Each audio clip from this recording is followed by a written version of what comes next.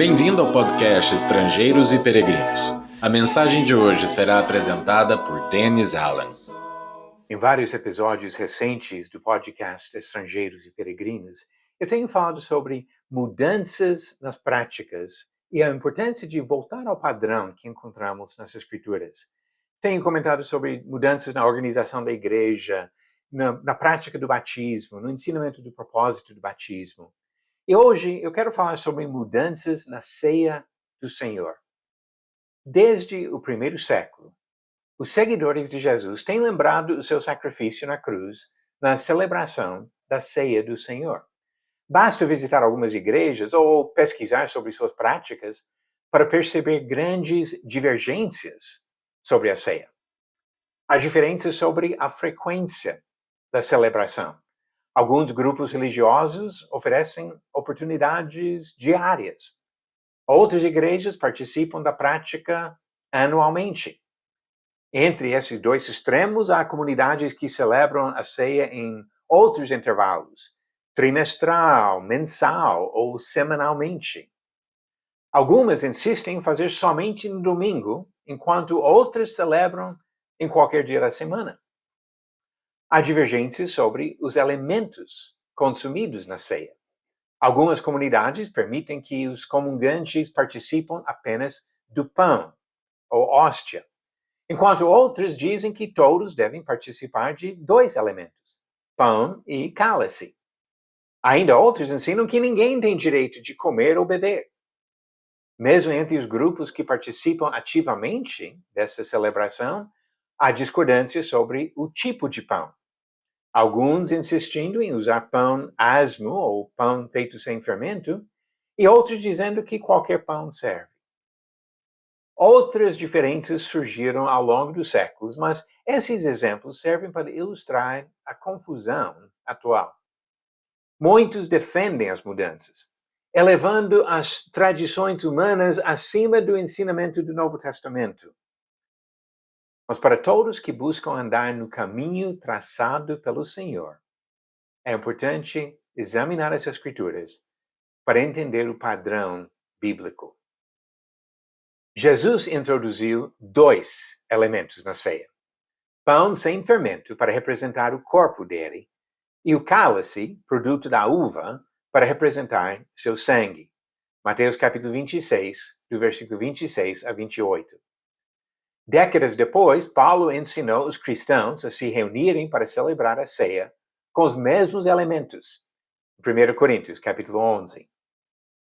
Quanto à frequência, descobrimos em Atos, capítulo 20, versículo 7, que os cristãos se reuniam no primeiro dia da semana para tomar a ceia. Fato verificado em fontes históricas. Pode procurar vários exemplos disso até na internet, que mostram que as igrejas primitivas se reuniam no primeiro dia da semana, o que chamamos de domingo, para lembrar a morte de Jesus na ceia. As divergências vão continuar, pois brotam de atitudes diferentes sobre as Escrituras e os costumes religiosos criados ao longo dos últimos 2000 anos. Aqueles que exaltam tradições humanas acima da palavra vão continuar defendendo suas diversas práticas. Mas aqueles que valorizam os ensinamentos de Jesus e seus apóstolos acima de qualquer tradição humana vão procurar compreender e seguir os exemplos dos primeiros cristãos. Jesus disse que quem ama a Ele obedece. João 14, versículo 15. E Paulo disse que o exemplo que ele deu era um exemplo para ser imitado. 1 Coríntios capítulo 4, versículo 16 e capítulo 11, versículo 1. Vamos aceitar o desafio de andar no caminho apostólico e fazer o que Jesus e seus apóstolos ensinaram? Porque assim, vamos caminhar com Jesus para a eternidade, na presença do Senhor. Agora a resposta à pergunta 586. Quando Abimeleque, filho de Gideão, matou seus irmãos, quem foi o único que escapou com vida? Alternativas A, Joás, B. Jotão, C. Jonatas ou D. Joabe?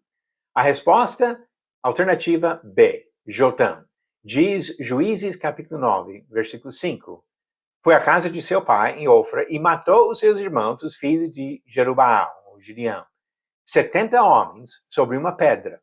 Porém, Jotão, o filho mais moço de Jerubaal, escapou, porque havia se escondido. Agora uma nova pergunta, talvez um pouco mais difícil, para testar seu conhecimento do Novo Testamento. Quais das seguintes pessoas estavam entre as primeiras pessoas que creram quando Paulo pregou em Atenas? Alternativas: A. Dionísio e Dâmaris, B. Demóstenes e Diana, C. Onésimo e Olimpas, ou D. Hermes e Hermas. A resposta vem no final do próximo episódio. Jesus Cristo se sacrificou por nós. E ele disse que devemos lembrar desse sacrifício participando da ceia do Senhor. Vamos fazer isso para agradar ao Senhor, da maneira que ele ensinou nas Escrituras. Obrigado por nos acompanhar nessa jornada pelas Escrituras. Volte amanhã para ouvir mais uma mensagem do podcast Estrangeiros e Peregrinos. Seguimos pelo mundo a viajar.